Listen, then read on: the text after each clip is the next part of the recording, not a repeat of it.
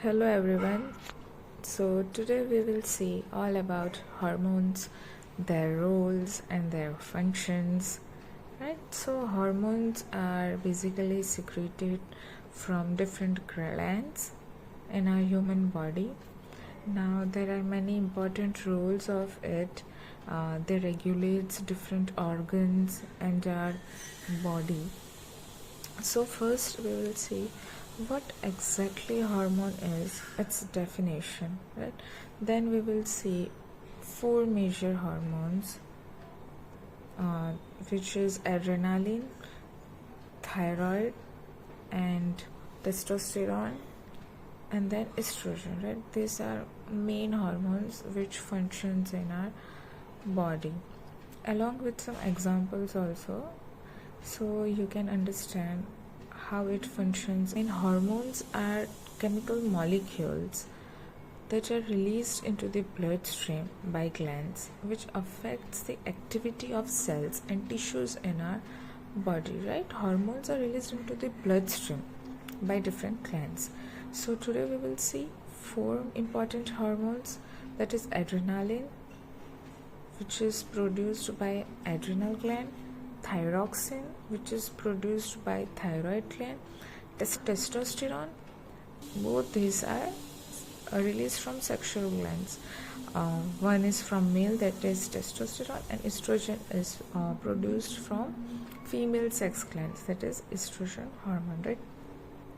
Now, adrenaline is the most important hormone in our body, which usually gets increased in acute conditions. It is also known as epinephrine, right? It is a hormone which is released by the adrenal gland into the bloodstream. Now, adrenal gland, you should know where the adrenal gland is located. So it is located at the top of kidney, right? This targets vital organs and allows the body to respond quickly in critical situations, right? Now ये hormone का function क्या है कि जो acute situations है उसमें ये increase हो जाता है, रिलीज हो जाता है, राइट?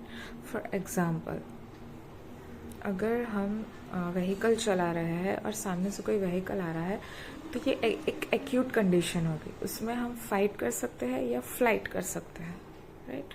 सो वो एक है.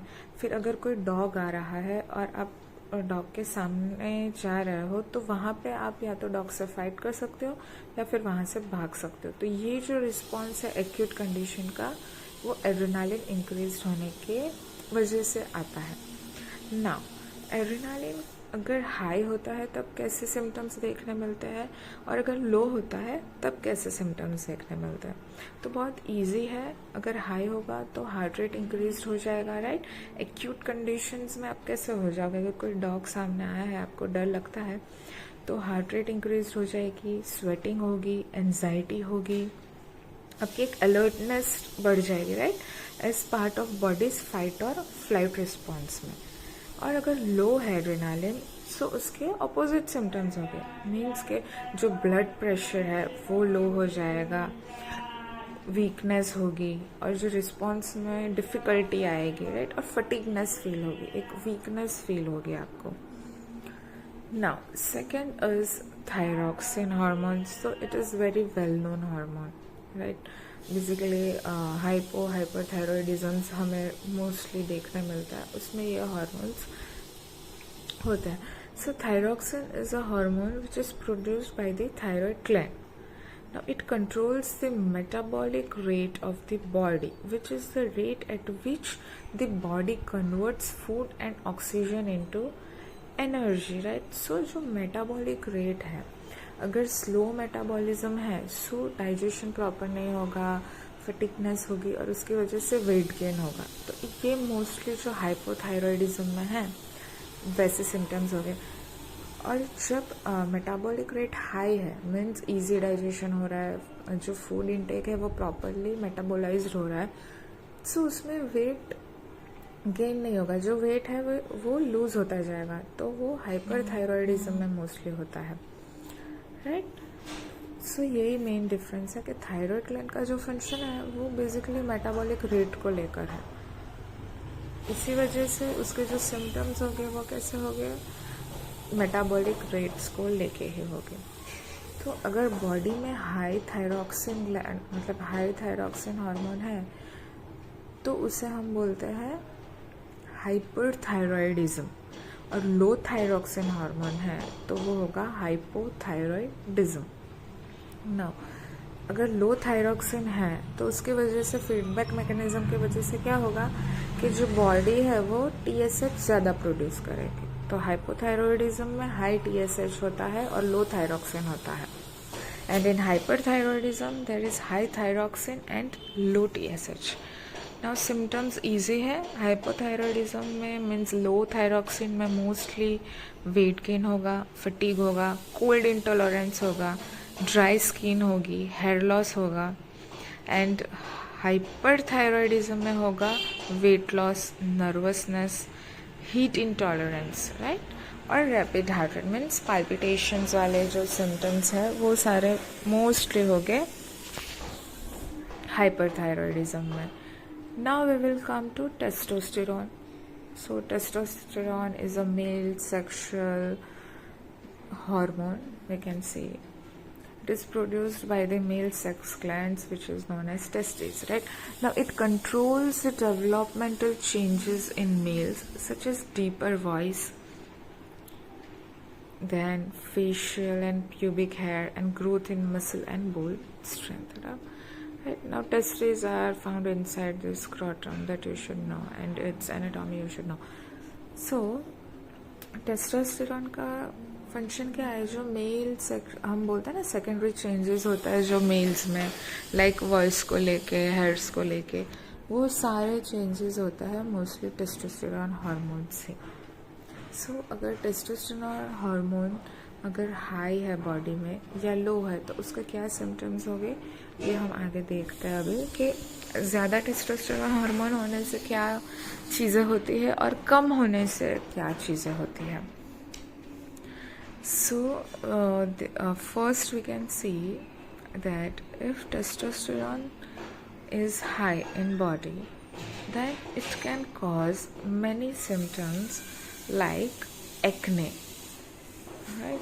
Then increased muscle mass, low sperm count. Yes, this is important कि टेस्टोस्टेरोन हार्मोन अगर हाई है तो भी स्पर्म काउंट लो हो सकता है। प्रोस्टेट एनलार्जमेंट में मोस्टली लो टेस्टोस्टेरोन होता है, यहाँ पे गलती से हाई में लिखा है। Then we have low testosterone, तो उसके वजह से क्या होगा, जो सेकेंडरी चेंजेस है बॉडी में वो कम हो गए, मीन्स हेयरी पार्ट्स में हेयर्स कम हो गए, लाइक फेशियल है, less body, than less muscle mass होगा, हॉट फ्लैशेस होगी और ब्रिटल बोन्स होगी जो इजीली ब्रेक हो सकता है। Estrogen is a hormone which is produced by the female sex gland which is known as ovary. जो ओवरी में से हार्मोन रिलीज होता है वो एस्ट्रोजन है, important. So it controls the developmental changes in females such as breast development and the release of egg cells, which marks the beginning of menstruation. So जो भी females के changes है, secondary changes, primary changes, वो सारे related to estrogen है and also progesterone, but today we will see about estrogen hormone. So as you all know that ovaries are located on the either side of the uterus, right? And both are connected by fallopian tube, okay? And lower down we have vaginal area. So this is basic anatomical structure of a female sexual organ, we can say. Now अगर body में oestrogen hormone बढ़ जाते हैं और कम होते हैं तो क्या सिम्टम्स देखने मिल सकते हैं। सो फर्स्ट, अगर हाई एस्ट्रोजन है तो मेंस्ट्रुएशन है वो इरेगुलर्स होते हैं या हैवी होते हैं, मेट्रोर्हेजिया बोल सकते हैं उसे।